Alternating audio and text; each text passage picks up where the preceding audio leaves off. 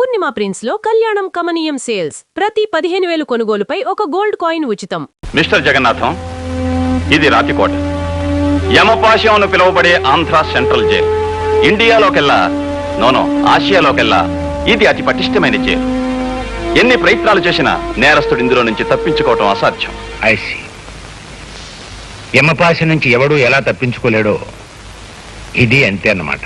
Yes, నగరానికి దూరంగా ఎత్తైన కొండ మీద ఉంది. ఒక పక్క భయంకరమైన లోయ, మరొక పక్క ఎత్తైన గోడలు, కరెంట్ ఫెన్సింగ్, కట్టుదిట్టమైన కాపలాలు. It is impossible to escape from this jail. Even then there are so many complications. సాధారణంగా ఈ జైలుకి సూపరింట్ గా రావాలంటే ఎవరైనా సరే వెనుకంజ వేస్తారు. అలాంటిది కావాలనే మీరు ఈ జైలుకి సూపరింట్ గా వస్తున్నారంటే మిమ్మల్ని అభినందించి తీరాలి. జీవితంలోనైనా జాబ్లోనైనా ఒక ఛాలెంజ్ ఉంటేనే అందం ఆనందం. నిజమే, కానీ ఈ ఉద్యోగం వట్టి ఛాలెంజ్ మాత్రమే కాదు, ఇది చాలా రిస్క్ తో కూడిన పని.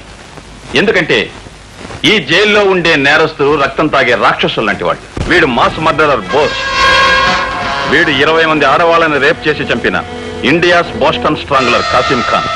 వీడు కలకత్తా కిల్లర్ గా పిలువబడి ఎంతో మంది పిల్లల్ని చంపిన రాక్షసుడు కాళీచరణ్.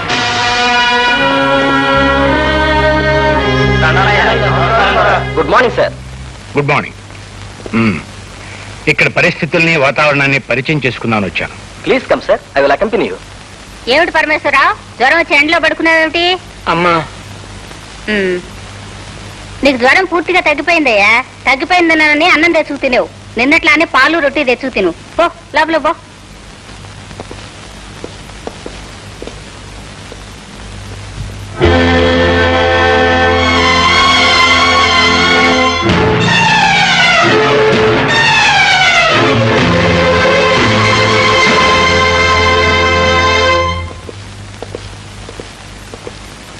వాట్ మిస్ రాజా, ఎవరావిడే? ఈ రాక్షసు లాంటి మనుషుల మధ్య ఆవిడకేం పని? ఆవిడికి జైలుతో 20 ఏళ్ల అనుబంధం ఉంది సార్. బాధల్లో ఉన్న మనుషులంటే చాలా జాలి.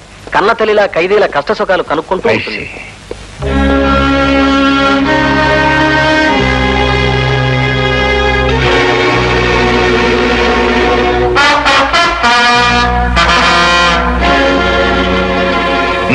అతను భీమరాజుని నోటోరియస్ క్రిమినల్ సార్.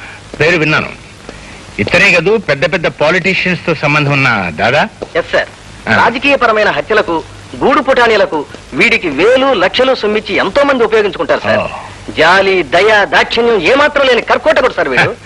వీడు ఇక్కడ ఉండటం మూలంగా పాపం ఎంతమంది రాజకీయ నాయకులు ఇబ్బంది పడుతున్నారో. చక్కటి సార్, ఇవాళ మన కార్యక్రమాలు ఏంటి? బుక్తి ముందు మీకోసం శ్మశానంలో పీనుగుల్లా కాసు కూర్చున్న నలుగురిని కలుసుకుని పలకరించడం. ఆ తర్వాత మధ్యాహ్నం లంచగొండి మంత్రి గారింటో లంచి. సాయంత్రం 4 గంటలకి కత్తెర పని. కత్తిరి పని? అదేనండి కత్తెర పని. కత్తిరి పని నేసేటయ్యా? నేనేమన్నా మంగళం అనుకున్నావా, లేకపోతే జేబులు కత్తిరించోడు అనుకున్నావా? అదేం కాదండి, రిబ్బన్ కత్తిరింపు. హనుమాన్ జంక్షన్ లో బార్ ఓపెనింగ్. మరి అలా చెప్పాడు వచ్చు కదటయ్యా. అసహ్యంగా కత్తిరి పని అంత పెట్టి తర్వాత సాయంత్రం 6 గంటలకి తాపీ పని. అదేనండి అనాథ శరణాలయం పునాది రాయి మీద ఇంత సిమెంట్ కొట్టడం. ఇదిగో నలుగురు ఉండగా కత్తిరి పని తాపీ పని కదయ్యా, బాగోదు. అలాగే సార్, అలాగే.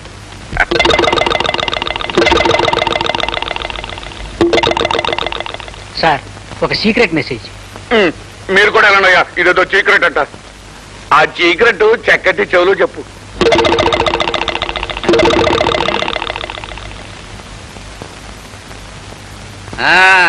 అయ్యా, మనం జైల్లో మనం జైలు ఏంటి? పొరపాటు. జైలు సూపరింటెండెంట్ గా వేయించిన జగన్నాథం గారి దగ్గర నుంచి మెసేజ్. ఏటాడు సూపరింటెండెంట్?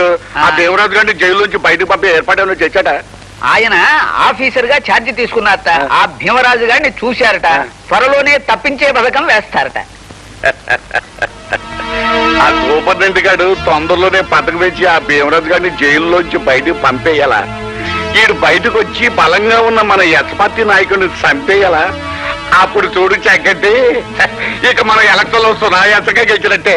రాత్రి కోడి కూరతో పాటు ఒక క్వార్టర్ బాటిల్ కూడా కొట్టుకొచ్చాయి. చొక్క పెడితే ముక్క మరింత రుచిగా ఉంటుంది. అలాగే గురు.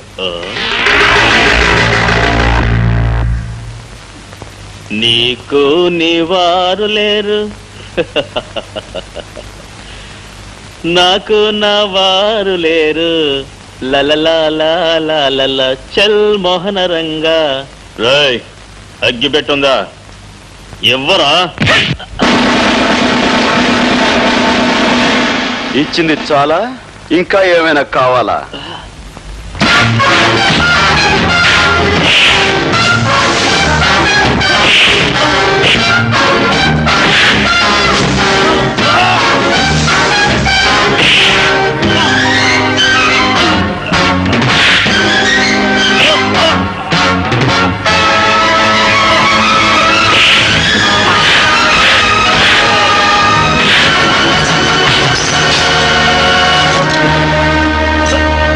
బయట ప్రపంచంలో నువ్వు పెద్ద పులివి కావచ్చు, సింహానివి కావచ్చు, కానీ ఇక్కడ మాత్రం నువ్వు ఒక కుక్కవి.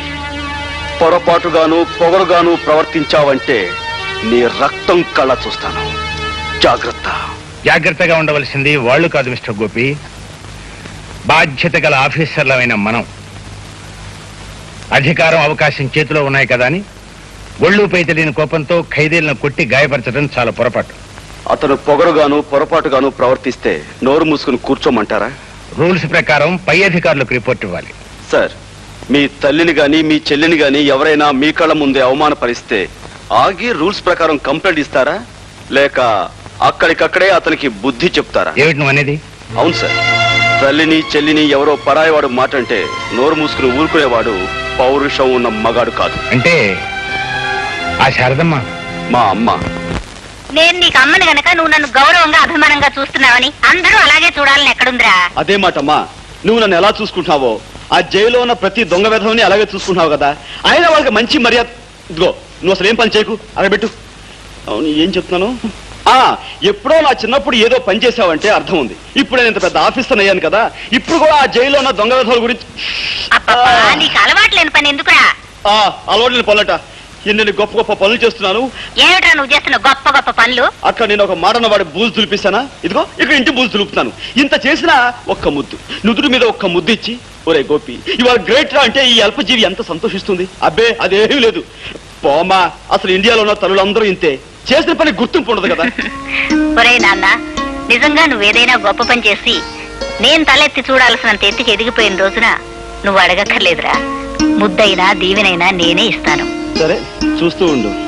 నువ్వు మెచ్చి ముద్దిచ్చేంత ఘనకార్యం తొందరలోనే చేసి చూపిస్తాను. మా బాబాయ్ గారి ఇంట్లో నేను చూసిన దత్తి హరి పిక్చర్ కాస్త బ్రహ్మాండంగా ఉంది. అందులో క్లీన్ టేస్ట్ ఒక పోలీస్ ఆఫీసర్ ఎంతో డేరింగ్ గాను ఎంతో ఇంటెలిజెంట్ గాను ఒక గ్యాంగ్ స్మాష్ చేశాడే. పిక్చర్స్ లోనే కాదే, మామూలుగానే పోలీస్ ఆఫీసర్ చాలా తెలివిగాను చాలా డేరింగ్ గాను ఉంటారే. రబ్బిష్. తీరిగ్గా కూర్చొని పోలీస్ డిపార్ట్మెంట్ ని పొగడ్డమే కార్యక్రమంగా పెట్టుకున్నారా? మీకెవ్వరికీ మతిలేదే. అదేమిటి? లేకపోతే వాళ్ళని పొగడ్డమేమిటి? సినిమాల్లోనూ నావెల్స్ లోనూ వాళ్ళు ఒకేసారి డజన్ మందిని పట్పట్లాడించేస్తారు కదా అని నిజ జీవితంలో కూడా పోలీస్ ఆఫీసర్లు పెద్ద హీరోలు అనుకుంటున్నావా? నా ఉద్దేశంలో వాళ్ళంత ఫూల్స్ మరొకళ్ళు ఉండరే. అదేమిటి? జైలు సూపరింటెండెంట్ జగన్నాథం గారు అమ్మాయివి నువ్వే ఆ డిపార్ట్మెంట్ గురించి అంత తేలిగ్గా మాట్లాడతావే? మాట్లాడడం కాదు, కావాలంటే bet.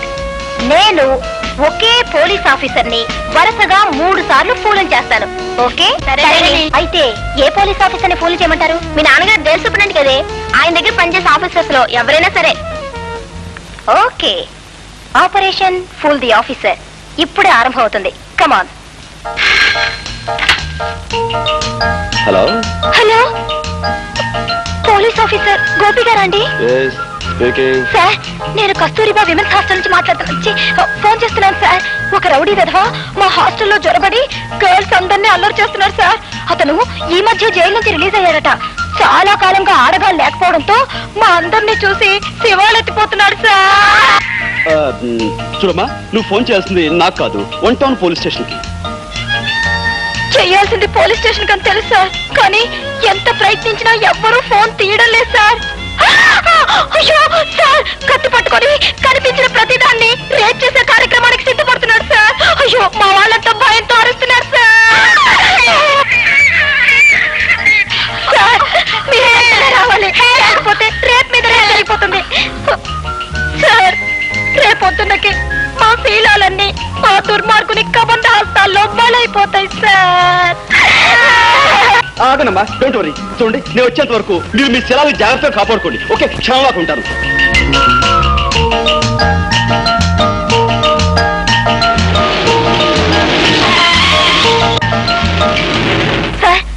Police officer Yes, I'm Officer Gopi. అమ్మయ్యా. Where is that bloody rapist? అదిగో అటువైపు పరిగెత్తాడు. Ray! ఏమ్మా వాడి వల్ల మీకేమీ ప్రమాదం జరగలేదు కదా? మా ఫ్రెండ్ లత్తో అదే దీంతో వాడు ప్రోగ్రాం ప్రారంభించబోయాడు. అందరం కలిసి అరిచేసరికి అదిగో ఆ కనిపించే వార్డెన్ గారు కొంపలోకి దూరాడు. కొంపదీసి ఆవునేమైనా చేస్తారేమో. సార్ సార్ ఎస్ తలుపు కొట్టకండి. వాడి కార్యక్రమం డిస్టర్బ్ అయిందనే కోపంతో ఆవిడ్ని పొడి చేస్తాడేమో. సార్ వాడిలాగా గొట్టం పుచ్చుకొని పాకి చప్పుడు కాకుండా పై కిటికీలోంచి దిగడం మంచిది. గొట్టం నేను. సార్ ప్లీజ్ మా వార్డెన్ గారి ప్రాణాలు కాపాడండి. All right.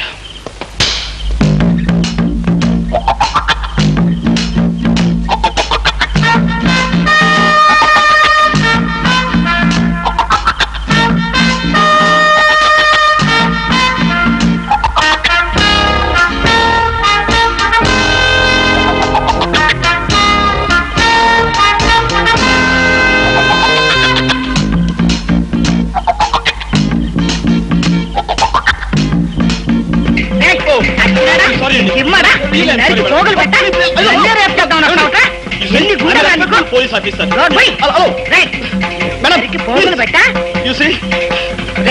దొంగ వెతవా ఇప్పుడు కాదా 20 సంవత్సరాలకు ముందు వస్తుంది. నిన్ను ఒక ఆట ఆడించుండేదండ్రా నేను.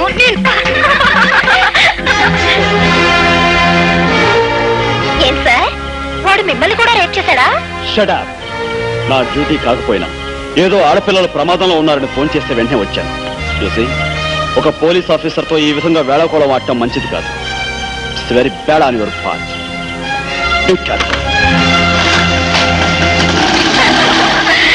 చూసారా ఒకసారి అయింది ఇంకా 2 సార్లు. హాస్టల్లో ఉండి నువ్వు చేస్తున్న అల్లరి ఇవన్నమాట. అల్లరేమి డాడీ, అతన్ని 3 సార్లు ఫోన్లు చేస్తానని పందెం కాశాను. చేసి తీరతాను. అసలు నా ఉద్దేశంలో ఈ కాలం అబ్బాయిల్ని జూలోను వాళ్ళ మెదడుని మ్యూజియంలోనూ పెట్టాలి. చచ్చా ఏం మాటలమ్మావి. ఇక్కడ నేను ఇంట్లో చూసిన వాళ్ళు ఎవరూ లేరు. ఇల్లు చూస్తే ఊరికి దూరంగా ఉంది, జైలుకి పక్కగా ఉంది అని నిన్ను హాస్టల్లో ఉండి బుద్ధిగా చదువుకోమంటే నువ్వు అబ్బాయిల మీద రీసెర్చ్ చేయడము పెట్టడునా? అది సరే, వాడికి ఒళ్ళు మండి నేను ఒక ఆట ఆడించాడు, ఏమవుతుంది? అతను ఆడించడం కాదు, రేపు క్రికెట్ మ్యాచ్ లో అతన్ని అతని టీంని మేము ఆడిస్తాం, ఓడిస్తాం.